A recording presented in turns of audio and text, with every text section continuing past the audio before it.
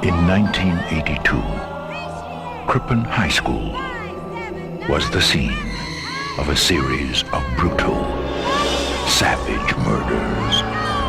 The homicidal maniac who committed the crimes was never captured.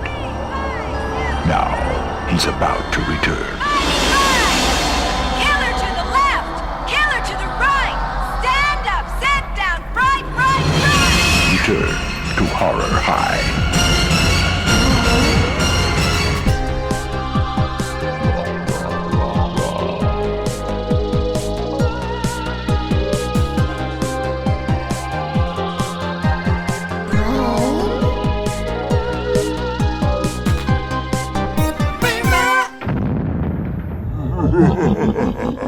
What's up, rotters? Welcome back to the podcast that takes a deep dive into the best and worst horror films of the 80s and 90s.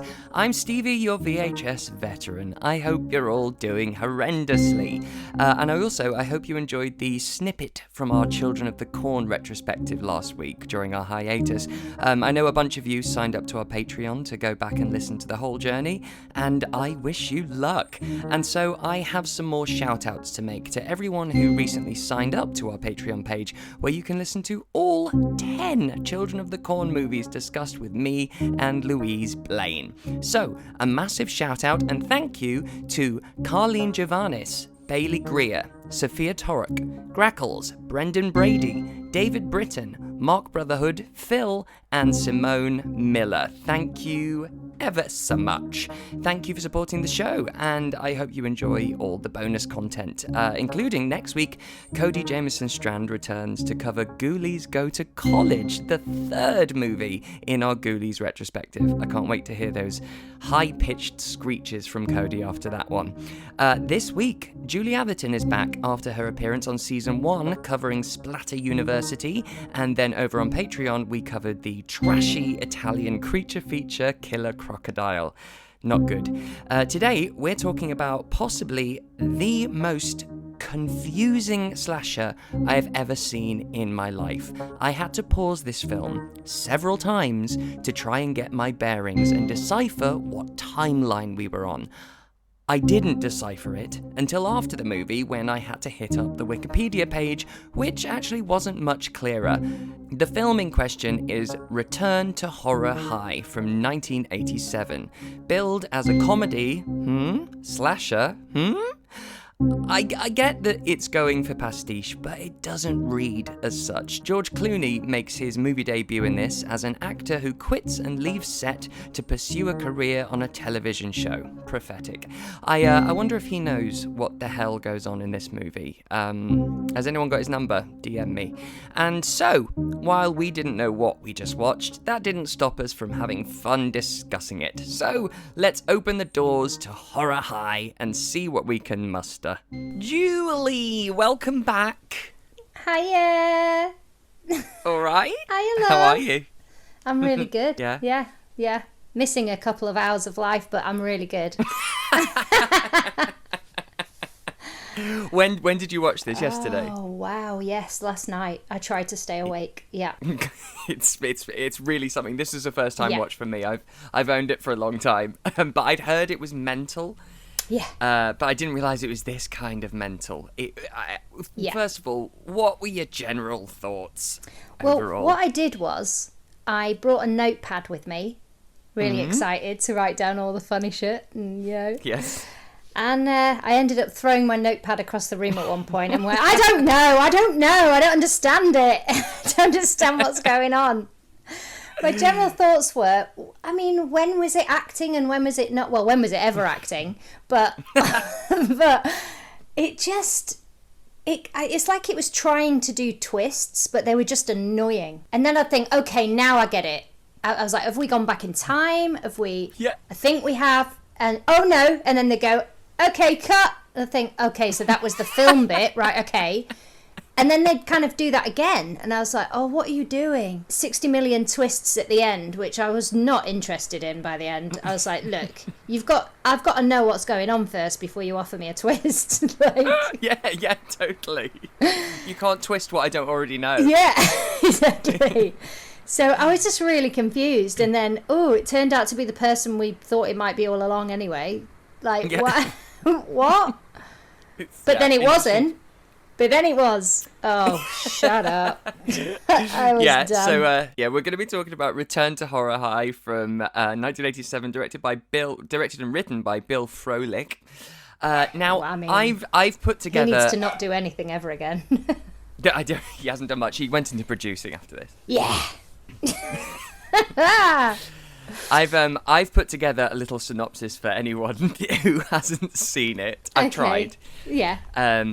So first of all, I'm going to give everyone what it gives us at the beginning. It gives us a little blurb, a little sort of prologue, and it says this. It says, in 1982, a series of brutal murders rocked Crippen High School. Crippen.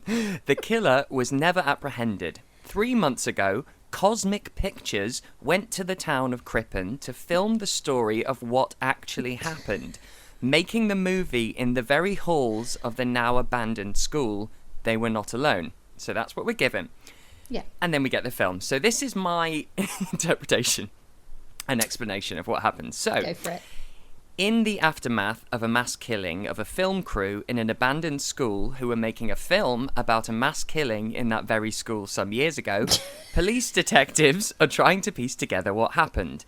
Luckily for us, they never do. Neither do we.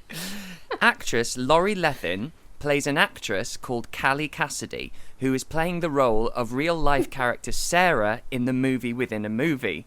Actress Laurie Lethin, who's playing Callie playing Sarah, also plays the actress Callie playing another part, Susan, in the same movie within a movie. Still with me? Hold on. No. A policeman called Stephen, who was at the school at the time of the original murders, is he himself playing a policeman in this movie dramatization of the murders.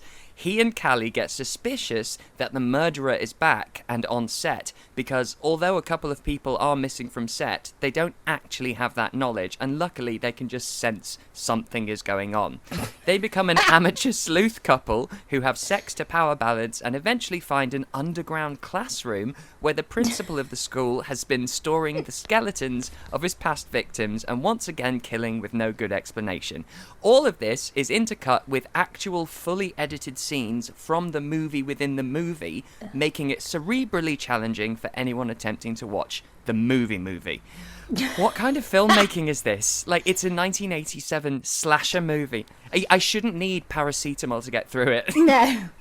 But also, going back to that sex scene, like, where did that come from?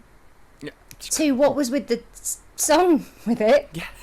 And he's like, my man. I didn't care that they got together. Like, I'd only just realised who they were. Like, that was the first time I'd met them, and then it was like the whole movie was building up to them getting together or something. It wasn't. Right. So then when they did, it's like, why is this going on? Like, we are having sex, and then people were welding outside. It just kept cutting from people welding to them having sex. Why were people welding? I still don't understand that bit. Was it? I guess it was a piece of set. Right. Oh, good. Aha. Oh, good. Now that you say it. Oh, it's all clear now. Let's try and go through it, sort of through the main plot points? Question mark. The opening where it's the police at this massacre, and there's the writer, and why was he holding a torch under his face when he was doing? I am in shock, so I'm gonna hold a torch under my face because it's a horror movie. It's exactly that, isn't it? To make him look spooky. What is he doing? But we can see the torch. Yeah, why are you holding it under your face? Does he think it's a microphone? Like, what was going on there? And what? Only until the very, very end of the movie did I understand what timeline this bit was in. I didn't know if this was the original massacre, the movie, anything. No. I had no idea. I had no idea all the way through. Even when the credits rolled. I was so angry about it. I was like, I don't know! What are you doing to me now? And also, I loved... So we were kind of laughing at the sexism in it. Like, oh, wow. Yeah. And then they commented on it, and I was like, oh, they've purposely done that. So the actress Yes. starts going on about how awful it is for women in films. It was like, yeah, okay, this is going to turn on its head now and become, no. Then we went straight back to that with the police woman getting her tits out all the time. I was like, why is she the only one covered in tits? Covered in tits. Covered in blood, getting her tits out. But actually, yeah, everyone was covered in tits, weren't they? It was just I love the exploding tits at the beginning, like. Oh my gosh, that's ridiculous. Yeah, And so the gratuitous Stephen, upskirting all the time. Yeah, it's insane. The angles whenever a woman's on screen, you're like, hang on, you weren't down there for the Yeah. guys. Why are they all 16? Yes, it's rough. But yeah, this Stephen character, who's the policeman. Right. Well, So- done for knowing his Go on. name. Yeah, sometimes they call him Stephen and sometimes they call him Ralph, I think, just because that's his full name. But he's walking down the corridor. He gets grabbed by the face and dragged. And by the way, that happens a lot in horror movies. How hard would it be to drag like all 12 stone of someone by the face with one hand? I love always it. happens. But this is the first With time. rubber gloves as well. The marigolds. Yeah, that's amazing. But the annoying thing is, this is the first time it goes, oh, cut. Oh, that's a real policeman. You're not meant to grab him. What's going on? And I was like, well, I was expecting this because at the very beginning, in the writing, you go, it's about a movie being made on the set, on the site of this murder. This could have been a nice moment to first reveal, they're making a movie. But I'm like, okay. There's your opening. Because you've told us. Is this the movie or not? Fuck's sake. Yeah. And George Clooney, though, rocks up. Oh, yeah. I mean, for 5 well, at minutes. least he's got better. This was his first gig, I think. And it's funny because he leaves set and he walks off going, oh, I've just had a call. I've got a TV series and it sounds much better. And I was like, well, right, yeah. Yeah. Is it ER? Yeah. Yeah. But actually, when he was killed, that was quite gruesome. Well, You saw it through the little window. I was like, all right. That was kind of a good moment. But the thing is, the stakes, no one's ever sort of found. Those bodies aren't found, ever. No. But somehow people are like, oh, I've got a feeling the killer's back. Why? Why have you got a feeling the killer's back? Because it says so in the script. But also, you mentioned the exploding boob. So yeah, the prop guy has this great idea. He's got these fake boobs on a girl and they explode. Great and the director's idea. like, no, don't want to use those. So he rips off one of her boobs and he goes, no, and he throws it. Did you see that explosion? That was massive. When it landed. Like, that would have been the end of her tits. That would have Forever. destroyed her torso. Yeah. She would have been Gone. mush. A goner. A goner. A goner, if you will. I enjoy that the producers also cancelled the motel and all the cast and crew will be sleeping on set. I'm assuming this Brilliant. isn't an equity registered production. Do you know what, though? It reminded me about weird places to sleep when you're filming. That's a really good start of the story. I hope Yeah. it meets up to that. Your film sounds better. Yeah. This was a long time ago. This was in 2000.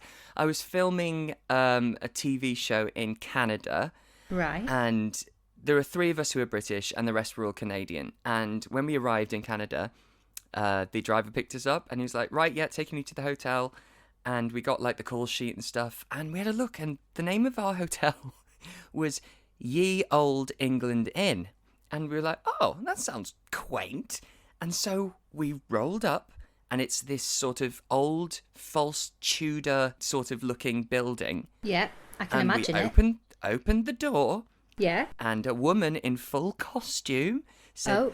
hello, mate. Oh no. Oh no. You here to stay the night? And we were Oh, like, she was acting. Yes, we're with the filming crew.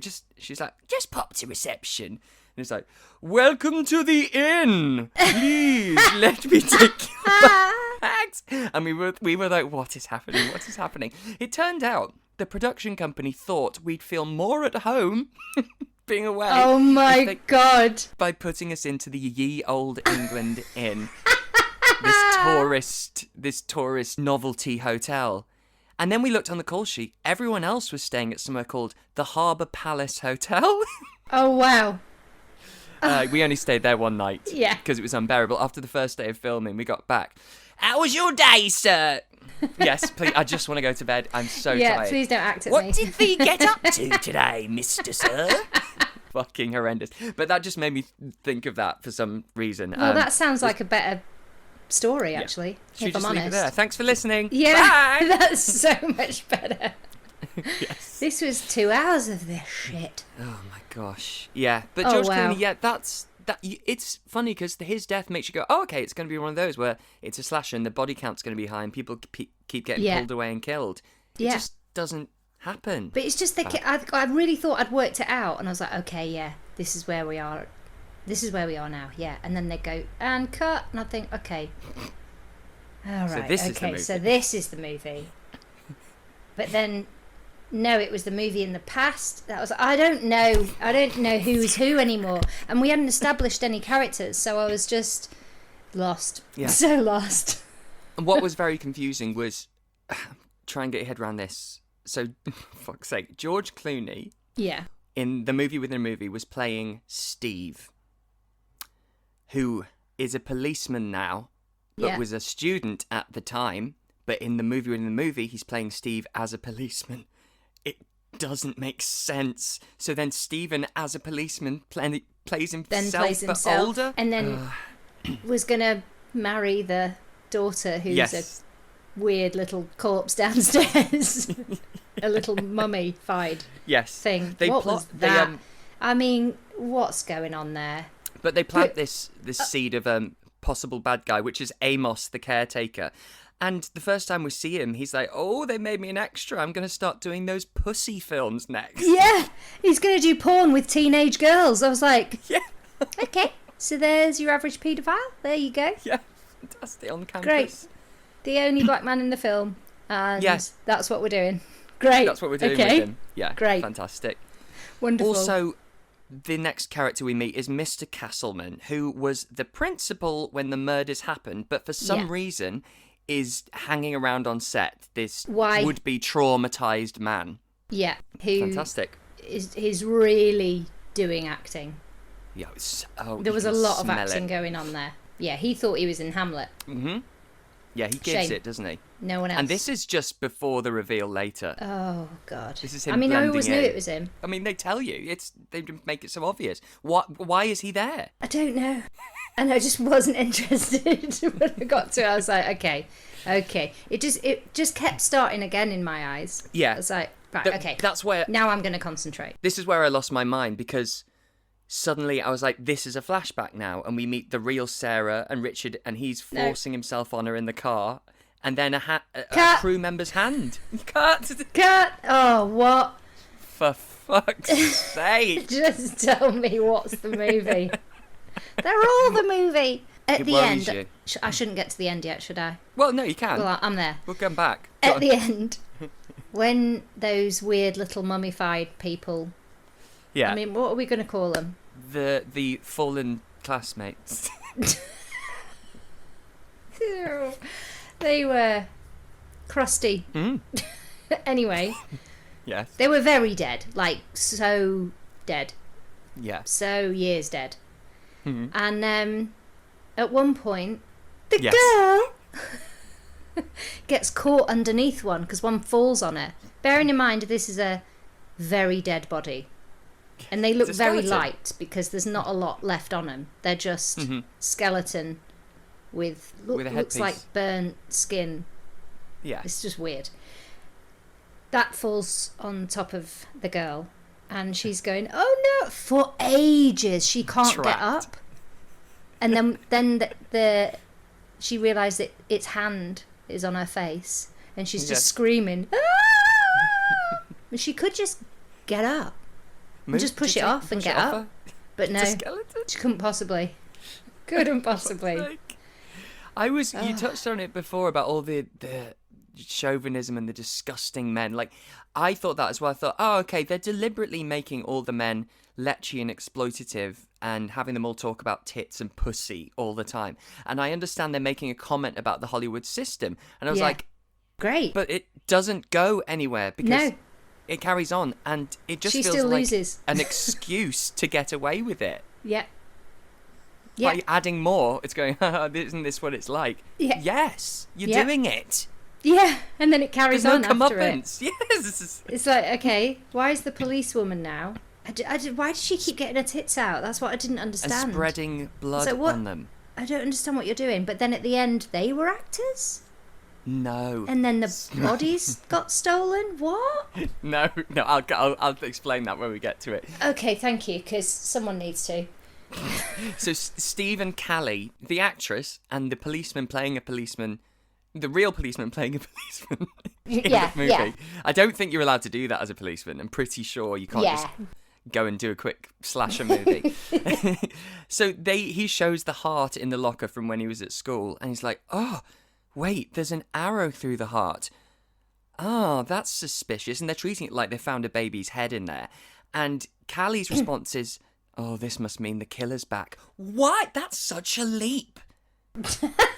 There's a scratch on the heart in the metal of a locker, and she goes, it's the return of the killer. Definitely. What are you? That's not a murderous intent. What are you talking about, Callie? And how do you know that that's not a prop if we're on a set? Yeah, So you've completely. fallen for everything else. Yeah, every time there's blood, they go, oh my god, there's blood. That's fake blood. It's like, yeah, it's blood for the movie we're making. Did you ever notice that Stephen the policeman, he's actually British, did you ever notice him slip? There were some times we go, oh, this is awful. I can't believe we're doing this.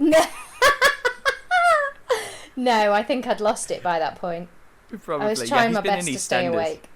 Oh, was he? Yeah. Oh, yeah, bless whenever him. things would get a little bit tense, he'd be like, Callie, come on, we've got to get out of here.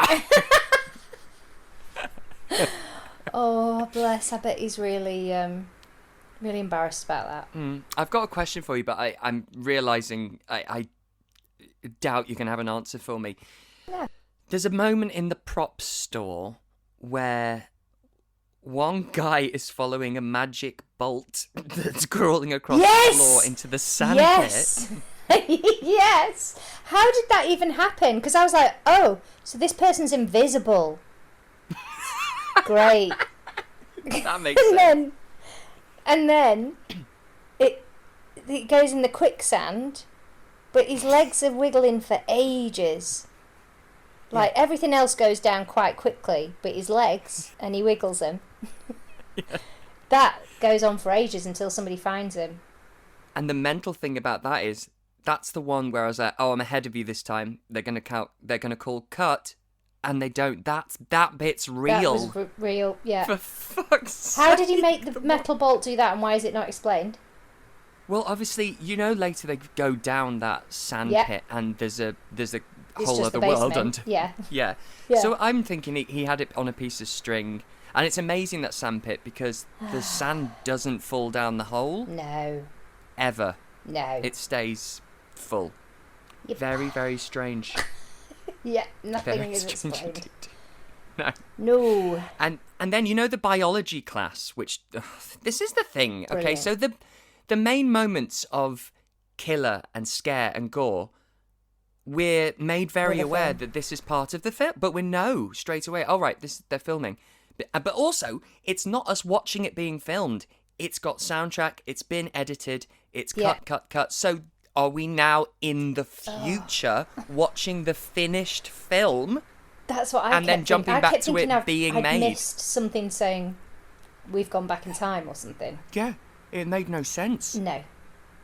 And by the end of it, I had no idea who was film crew and who wasn't, because I wasn't sure which film I was watching.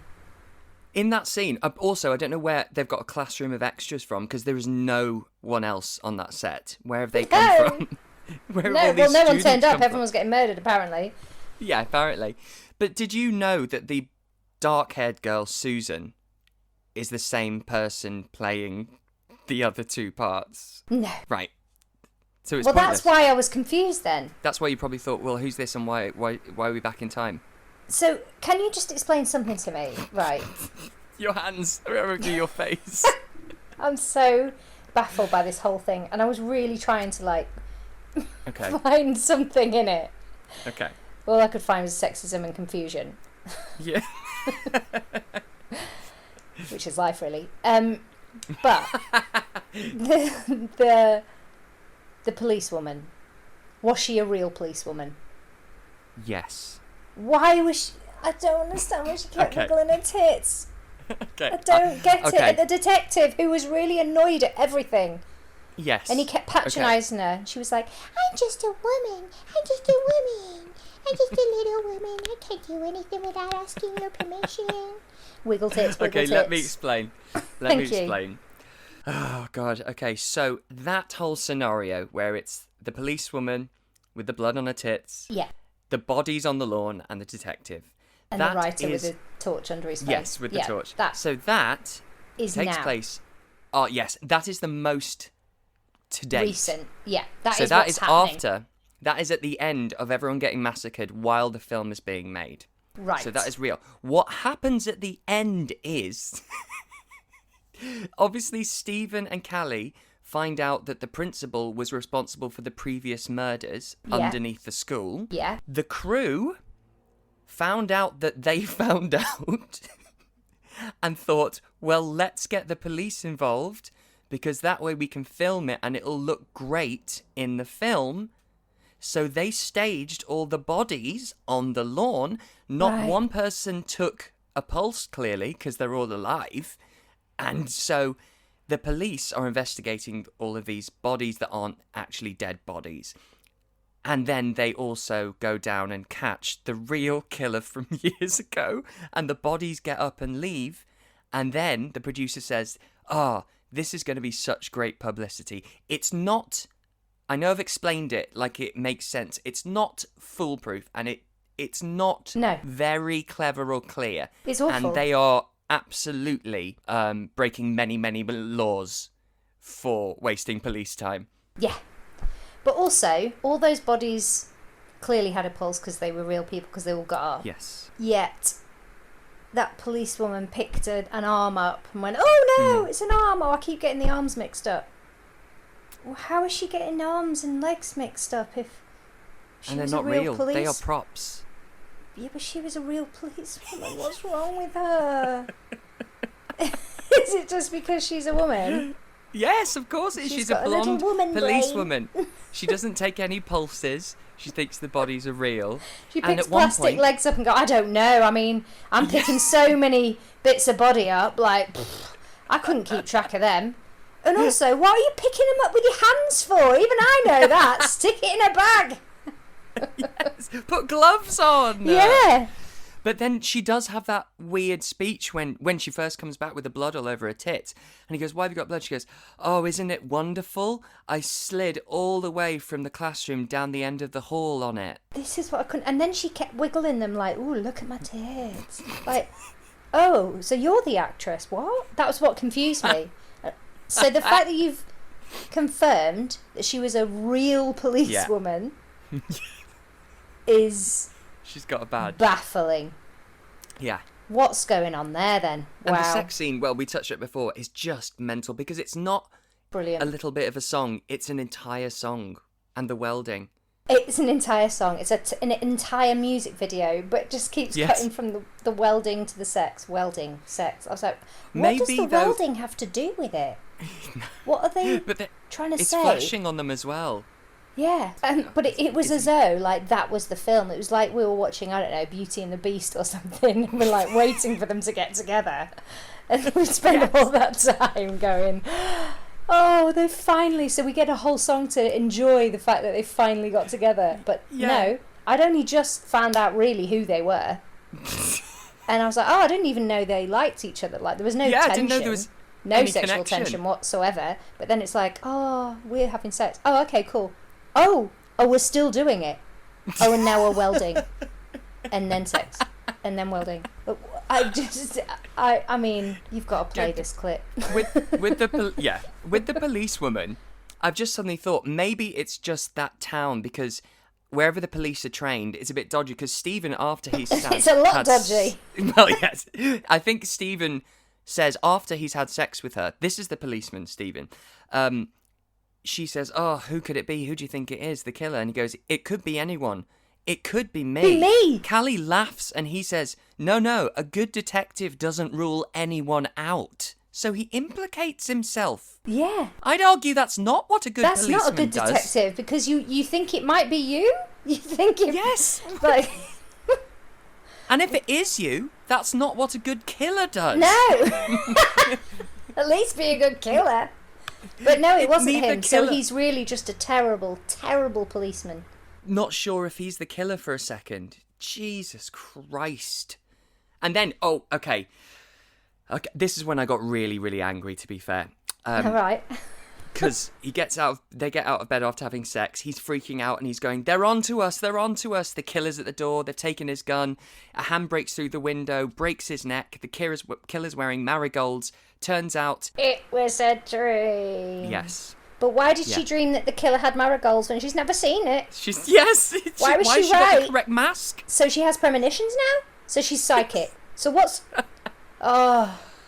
I wrote in my notes, I'm so fed up. Do not start introducing dream sequences. We have got enough to be dealing with. My brain is still unpicking the first 20 minutes of the film. I will never catch up if you're doing this.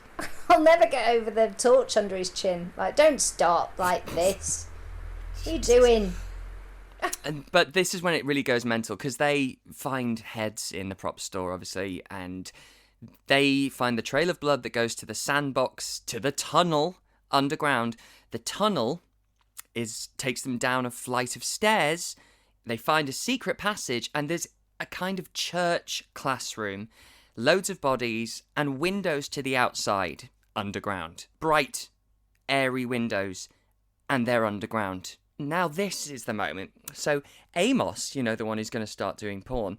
Yeah, so with teenage he's girls. Down there. Yeah, with teenage girls. Turns out he's in on it. He's been looking after this dirty church for the principal. Then he attacks them both. Stephen rips Amos's face off, and it's a mask, and the principal Castleman is underneath. So the principal has been pretending to be an African-American caretaker, which is very problematic. All of it.